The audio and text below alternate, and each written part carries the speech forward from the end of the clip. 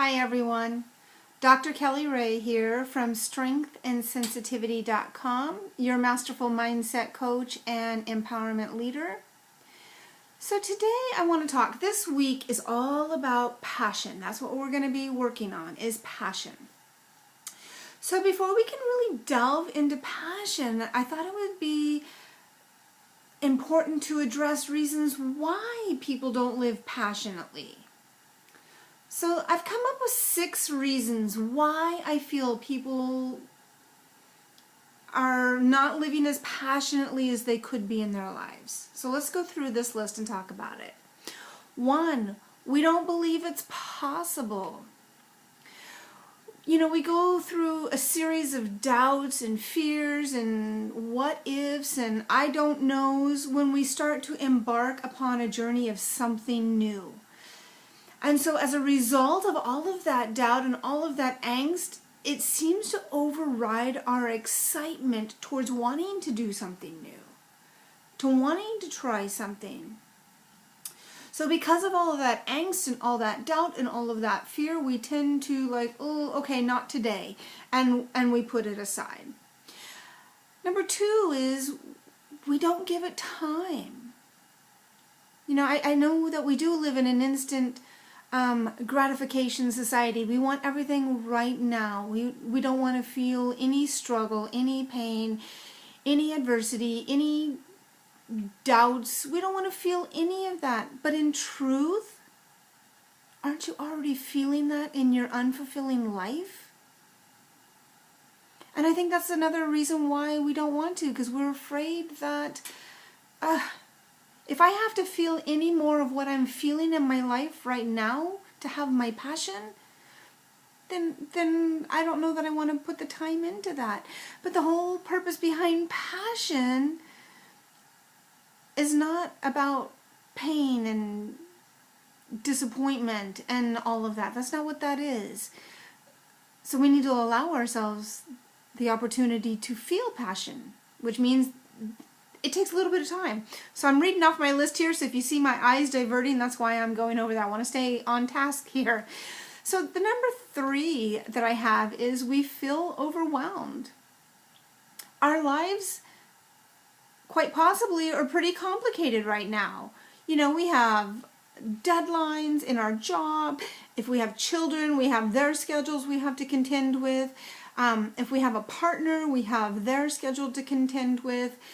We have bills, we have all of our domestic duties that we do at home, and I mean the list is endless, right, of the things that we need to do. So the thought of putting one more task on our plate, even if finding our passionate, purposeful living life would create more freedom, create more joy, create more time for us, the thought of putting any effort into that is like, I don't have enough time to do that. And quite honestly, I don't know if I want to. So then we remain stuck, right? 4, we underestimate ourselves. Now this is where our inner critic, for those of you that have been following me for any time, you know my inner critic is Trudy. I endearingly refer to her as Trudy, and I'll tell you why. Because I've heard people talk about inner critic before being the gremlins in our mind, the monkey mind, the lizard brain, and none of those really resonated with me. So I thought, let's put a name, or let's figure out a name that goes with this inner critic, this person that kind of always sits there like this going, sure, no, you better not do that. Ooh, I'm really scared. And I came up with the name Trudy, because now I feel like I can have a conversation with Trudy. I can't ever say that I've ever had a conversation with a gremlin. And I can't say that I've ever had a conversation with a monkey or a lizard. At least not a two-way conversation where they're speaking my language. They might give me the eyeball look over look, but that's about all I understand of lizard language and monkey talk. So Trudy would love to, this is Trudy's arena. of saying, oh, no, you're not smart enough. No, you don't have enough money. No, nobody's gonna listen to what you have to say. Somebody's already decided how to do that. Somebody's already started that project. Somebody's already mastered that tool. So, yeah, well, okay, I can put my dreams aside now. Trudy would love nothing more than for us to remain status quo. And quite honestly, status quo is boring as hell. And it's quite annoying, actually. I mean, who wants to get up every day and do the same repeated thing? And I'll bring up my daughter when she was younger. She loves SpongeBob. So I don't know if any of you watched SpongeBob. But there was an episode where Squidward, the octopus, was so fed up with the instability of his neighborhood and his life and stuff that he ended up going and being part of a community where everybody looked the same, everybody acted the same, they did the same routine every day. And at first that was super, super exciting for Squidward. He thought that was amazing. He was with all his like-minded people and got to do all the things he loved. But then after a while of continually repeating it with no change whatsoever, those things were no longer fulfilling. They were no longer rewarding. They were no longer fun. And he actually missed his old chaotic life. Now, I'm not saying that we need to go be chaotic, but what I am saying is that we need to figure out how much longer do we want to remain stuck? How much longer do we want to have status quo? And how longer do we want Trudy, the inner critic, to keep telling us why we can't do something rather than just taking a chance and trying? So number 5 is we give up too quickly. We have this great idea, this awesome idea. Maybe we've shared it with some friends and they say, oh, that's great. Yeah, you should do that. And so you begin to put the wheels in motion to do it. And then as soon as there's one little hurdle or one little speed bump along the way of that journey, we're like, oh, this is too much. I can't do this. So we quit. Why? Again, because Trudy comes along and says, no, see, you can't do that. You're not smart enough. You don't have enough information. People are going to think that you're a fraud or that you don't know what you're doing. And so you give up on yourself too soon. Too soon. Could you imagine if we gave up on ourselves really early in life? Like the moment that we stood up to try to take our first steps to walk and we fell down and we never got up again? Could you imagine? Oh, I'm envisioning this world of a bunch of adult babies that are just sitting on the floor barely crawling. What an awful life that would be. But as babies and toddlers, we don't let falling down stop us. We figure another way to get up and go because we want to get there. That's what we have to do with our passion. Don't give up. So what? You fall down. You get back up and you try again. So the number one reason, in my own humble opinion, that we don't live passionately is fear. Fear. Fear's riddled in all of the other 5 that I've already talked about.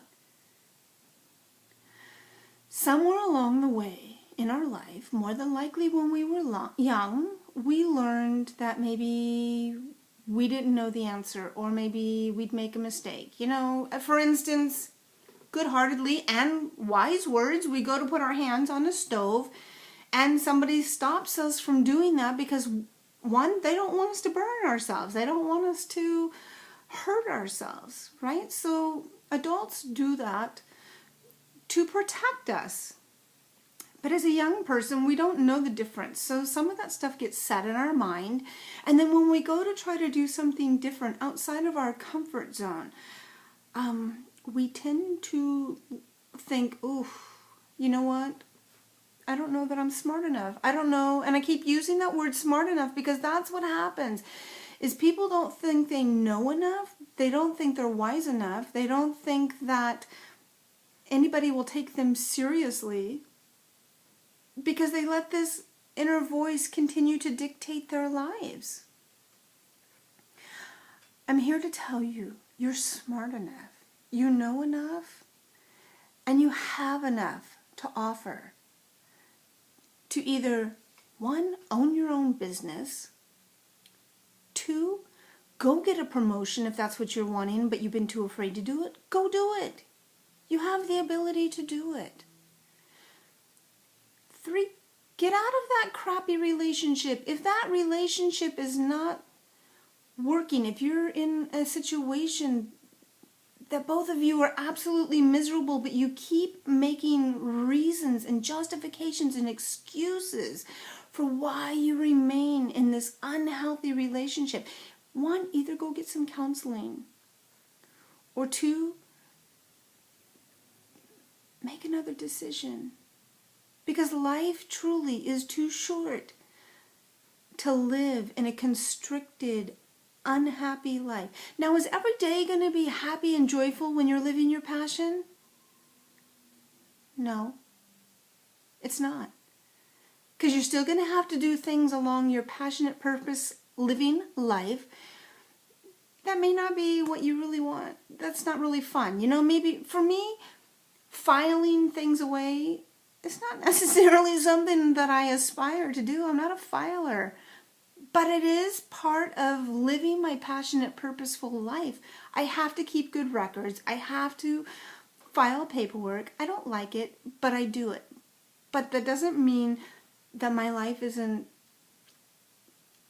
passionate just because I have to do something, part of it I don't want to do. But the thing is, I'm going to ask you is, are you doing more things that are passion-driven for your life, or are you letting your fears, are you letting your mundane, uncomfortable, comfortable life, are you in the comfort zone so far that the thought of living passionately scares you, makes you uncomfortable? Or is it something that's so far away that you think is never possible for you? It is. It really, really is possible to have passion in your life, to live a passionate, purposeful life, to serve others in a way that brings great joy to you and to others. The other question I want to ask you is, who truly knows everything that there is and does everything right? Even experts make mistakes. Even experts don't know everything. It doesn't matter how much training they have. They're still human. We're all human. So we all make mistakes. Don't let those mistakes, don't let those doubts stop you from living and exploring your passion. The other thing is, too, is keep in mind, failure isn't failure until you stop trying. Let me repeat that again.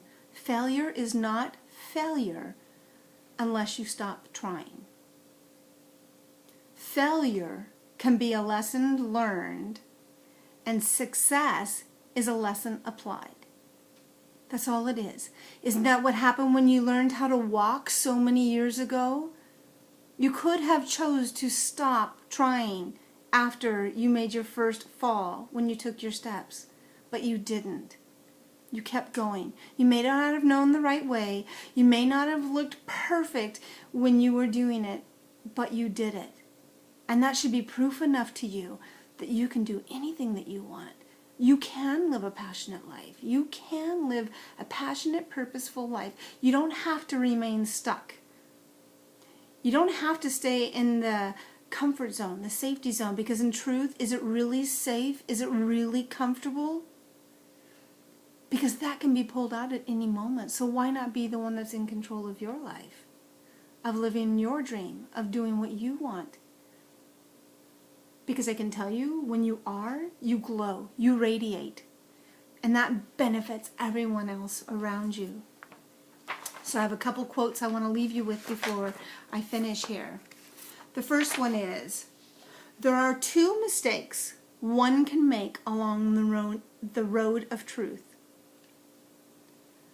One, not going all the way. And two, never starting. That's by Buddha. The second quote I have for you is, sooner or later, we must realize there is no station, no one place to arrive at once and for all. The true joy of life is in the trip. So some people are also afraid to live their passionate purpose because they're afraid once they live passionate purpose, there's nothing else. That they're somehow in this uncomfortable, comfortable zone that you're in. There's that fantasy of what it would be like to have a passionate life. And sometimes just having that fantasy is what keeps you going in the mundaneness of your everyday life. What if I told you you could have that passionate fantasy? It could be your reality. And then there would be more beyond that. We're not limited. We're only limited by ourselves. So if there's anything that I can help you with, if there's anything that you want to get unstuck in, so I can make and help you be unstoppable, I'm going to ask you to reach out and get in contact with me. I'll put my website down. You can contact me through my website. I'll schedule a breakthrough appointment with you and we'll have a conversation. Let's talk about that. I thank you so much for showing up every day. 90% of success is showing up every day, and I thank you for showing up. So let's get going and let's take things to the next level, okay? Have a great day. I send you so much love. Bye.